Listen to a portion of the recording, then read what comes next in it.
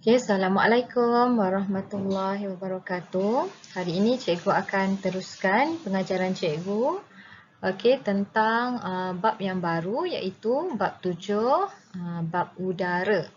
Jadi apa kata kunci yang akan kamu pelajari dalam bab ini adalah antaranya oksigen, karbon dioksida, nitrogen, gas nadi, helium, neon, argon, krypton, xenon, kita karbon, kita oksigen, kemudian pemanasan global, kesan rumah hijau, pembakaran, alat pemadam api dan juga pencemaran udara. So, perkara-perkara ini kamu akan belajar dalam bab 7. Okey, so apa dia? Kita akan belajar tentang komposisi udara. So, seperti yang kita sedia maklum, permukaan bumi kita dilindungi oleh satu lapisan yang disebut sebagai atmosfera. Okey. So, udara di persekitaran kita ni merupakan campuran gas. Seperti yang kita belajar sebelum ini. Okey, campuran. Okey, kita dah tahu kan campuran tu apa? Campuran adalah terdiri daripada dua atau lebih unsur yang bergabung secara fizikal. Jadi udara ni merupakan campuran. So campuran apa?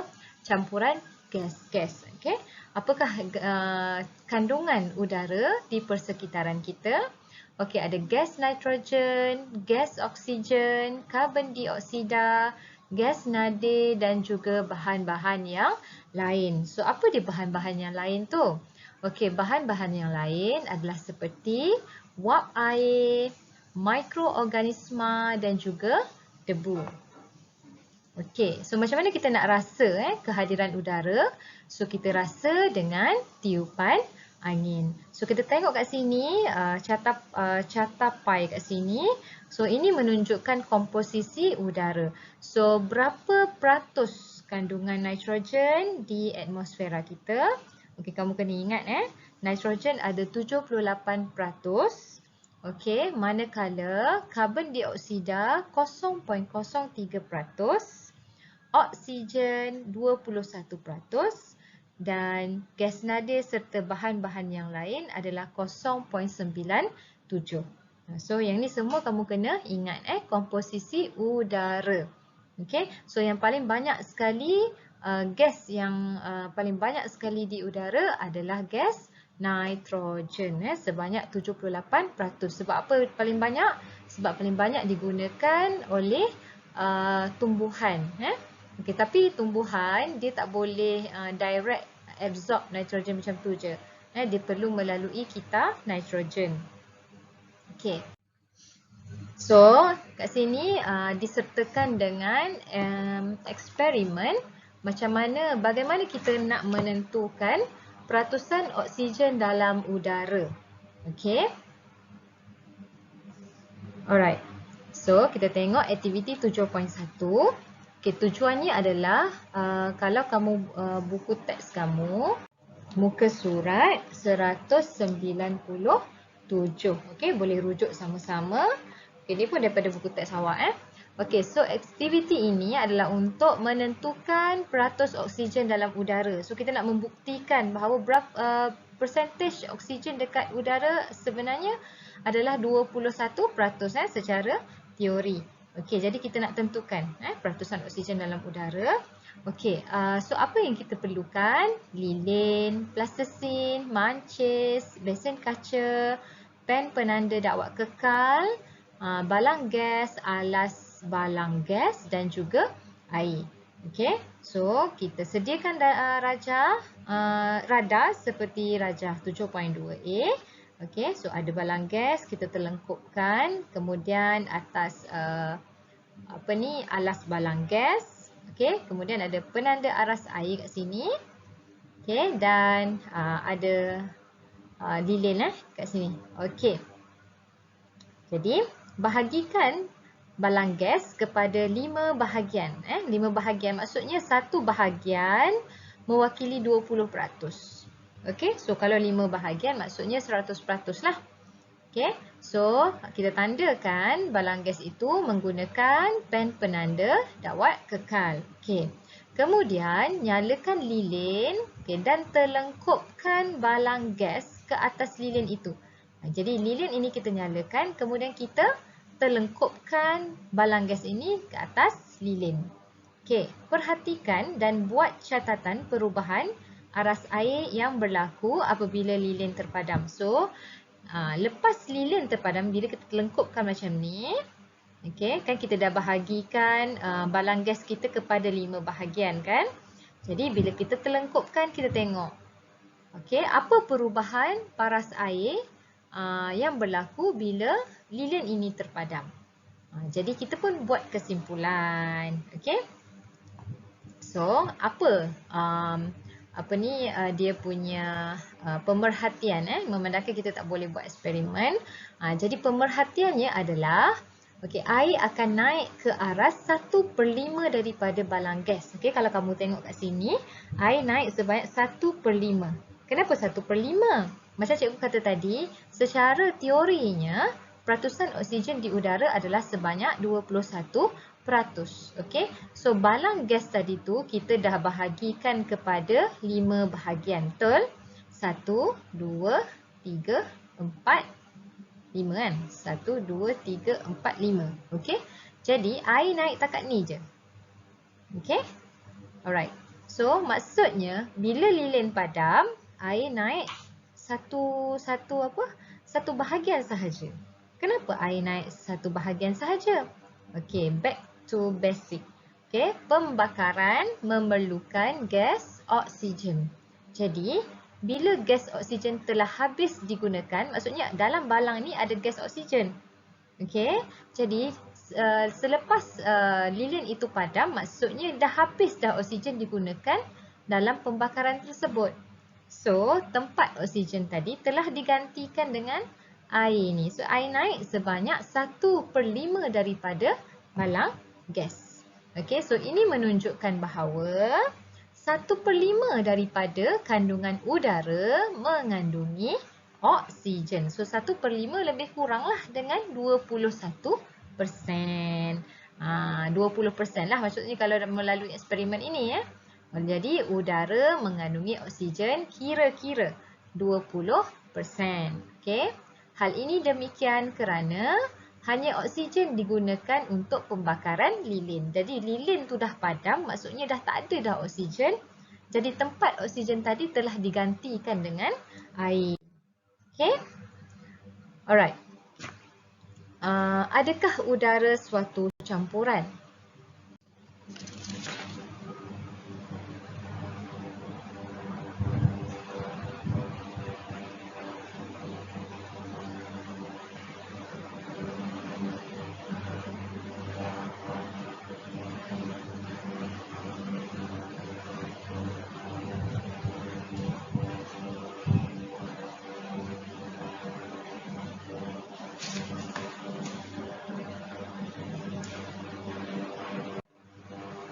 Okey, adakah udara adalah satu campuran? Okey, udara adalah satu campuran kerana ianya boleh diasingkan melalui kaedah fizikal iaitu penyulingan berperingkat. Okey, kita tengok sama-sama kepentingan gas dalam kehidupan harian. Okey, yang pertama adalah gas oksigen. Okey, gas oksigen diperlukan dalam pernafasan. So, kalau tak ada oksigen, kita tak boleh nak bernafas. Okey. So, sekarang ni banyak kematian disebabkan oleh COVID-19 disebabkan oleh kesukaran untuk bernafas. Kandungan oksigen dalam badan seseorang itu makin lama makin drop akibat daripada serangan virus pada paru-paru seseorang tu. Jadi bila virus ada, dia dah compete dah dengan kita. Okey, jadi dia dah serang semua menyebabkan tisu-tisu pada paru-paru kita rosak. Okey, jadi kita punya paru-paru tu tidak dapat exchange of gases lah, tak dapat berlaku pertukaran gas. Okey, bila pertukaran gas tidak dapat berlaku, So, oksigen seseorang itu makin lama makin drop. Okey, boleh membawa kepada kematian. Okey, kemudian oksigen digunakan untuk pembakaran enjin roket pada altitude tinggi. Okey. Kimpalan dan juga pemotongan logam dalam industri. Okey, dan juga penyediaan pelbagai sebatian memerlukan oksigen. Okey, bagaimana pula dengan karbon dioksida? Okey, kalau kita tengok ada gambar pokok, ada gambar karbon dioksida kat sini. Okey. Ada gambar fire extinguisher. Okey. So, karbon dioksida ini penting dalam proses fotosintesis. Okey. So, pokok menggunakan karbon dioksida dan juga membebaskan oksigen semasa proses fotosintesis. Okey. Kemudian pembuatan minuman berkarbonat. So, minuman berkarbonat dihasilkan dengan menggunakan gas karbon dioksida. Okey, alat pemadam api memandangkan gas karbon dioksida ini dia tidak membantu pembakaran. Jadi, alat pemadam api diisikan dengan gas karbon dioksida. Jadi, api akan terpadamlah. Okey, kemudian gas karbon dioksida penting dalam kita karbon supaya apa? Supaya kandungan gas karbon dioksida itu kekal sebanyak 16% di atmosfera. Maafkan cikgu, bukan 16%, 0.03%, sorry. Okey. Kemudian kita tengok kepada gas nitrogen. Okey, gas nitrogen so penting dalam penghasilan asid nitrik dan juga amonia. So amonia ni dia boleh jadi sebagai baja okey. Kemudian penting dalam kita nitrogen supaya pokok dapat absorb kandungan nitrat. So dia perlu undergo kita nitrogen. Okey, kemudian nitrogen cecair sebagai ejen penyejuk. Okey, gas nadir pula. Gas nadir, okey, one of gas nadir adalah gas helium So, helium ini penting untuk mengisi belon udara dan juga belon kaji cuaca. Sebab gas helium ni gas yang sangat ringan. Okey, that's why digunakan dalam belon udara dan juga belon kaji cuaca. Okey, kemudian gas neon gas neon digunakan dalam lampu iklan ni lampu-lampu iklan ni. So dipakai gas neon. Kemudian gas argon digunakan untuk mengisi mentol. So dalam mentol ini dia ada gas argon. Okey, seterusnya kita tengok kepada kita karbon. So ini adalah di mana satu kitaran kitaran lengkap tentang kita karbon. So ianya berkait dengan gas karbon dioksida dalam atmosfera. Okey, so first kali kalau kita nak tengok, kita tengok dulu kepada proses fotosintesis Yang warna biru ni, arrow biru ini menunjukkan bahawa penggunaan gas karbon dioksida. So, tumbuhan hijau digunakan gas karbon dioksida semasa proses fotosintesis. Okey, so bila fotosintesis, apa yang dibebaskan? Yang dibebaskan adalah gas oksigen lah kan. Okey, selain daripada itu, tumbuhan hijau ni dia turut menjalankan proses respirasi. So respirasi menggunakan oksigen dan membebaskan karbon dioksida. Okey. Yang ni warna biru ini menunjukkan, arrow ini menunjukkan bahawa karbon dioksida digunakan. Yang warna merah ini karbon dioksida dibebaskan. Okey.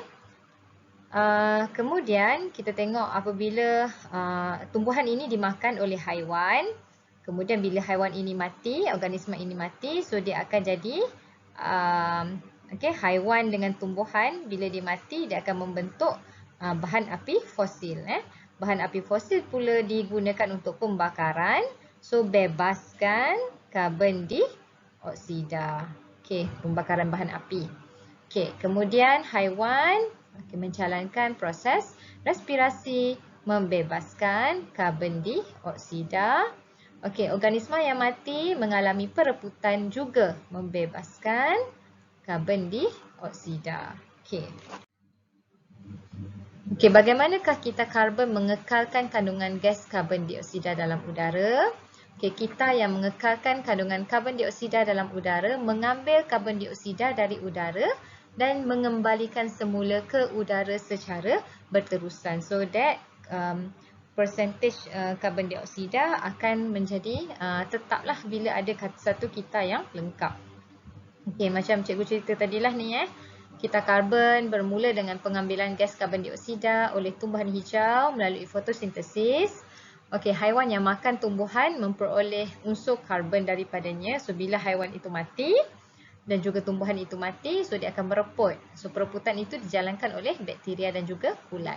Jadi, bakteria dan juga kulat, dia lakukan menjalankan pereputan, so akan membebaskan gas karbon dioksida. Okey, selain daripada itu, okey, hasil pereputan tumbuhan dan juga haiwan akan hasilkan bahan api fosil.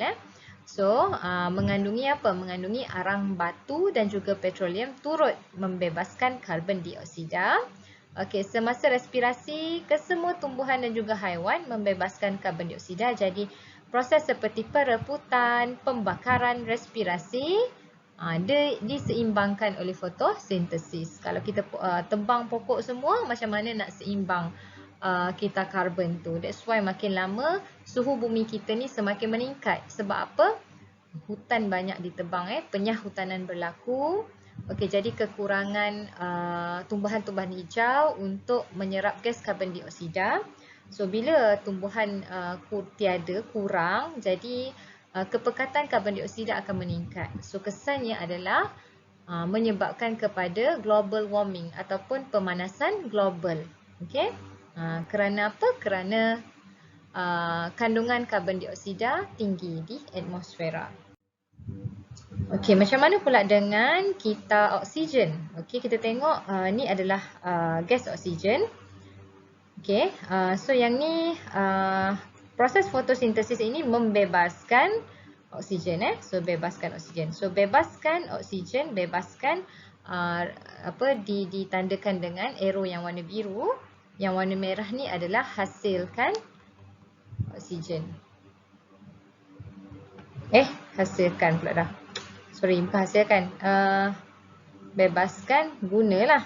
Okey, guna oksigen. Okey, guna oksigen.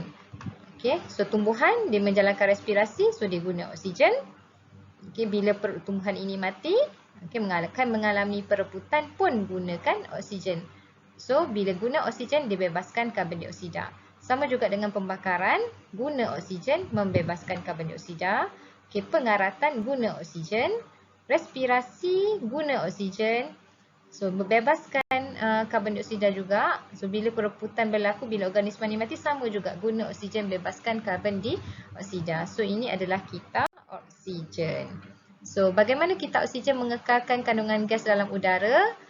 So, kita yang melibatkan pengambilan oksigen daripada udara dan juga pengembalian oksigen ke udara secara berterusan.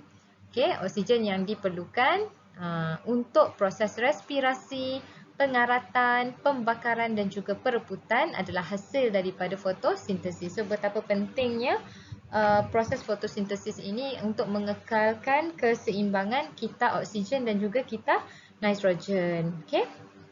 So, kita kena hargai dan juga kita kena kagumi kita karbon dan juga kita oksigen. Supaya apa? Supaya komposisi gas dalam udara adalah stabil. So, aktiviti yang boleh mendatangkan kesan yang tidak baik kepada udara, kita kena hentikan. Okey, jadi macam mana langkah-langkah untuk mengelakkan gangguan kepada kita oksigen dan juga kita karbon? Okey, so langkah yang pertama kita kena mengelakkan penggunaan racun serangga yang berleluasa. Okey, so dia akan mengganggu kita oksigen dan juga kita karbon. Kemudian mencegah pembalakan haram. So, bila pembalakan haram ini berlaku, so kuranglah pokok. Okey, bila tak ada pokok, tinggilah karbon dioksida. Sebabnya proses fotosintesis tidak boleh dijalankan.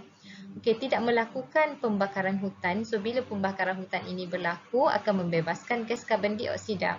Okey, mengelakkan pembebasan asap kenderaan yang berlebihan. Okey, ni boleh mengganggu kita karbon menyebabkan banyak gas karbon dioksida akibat daripada pembakaran bahan api. So pembebasan gas karbon dioksida akan meningkat.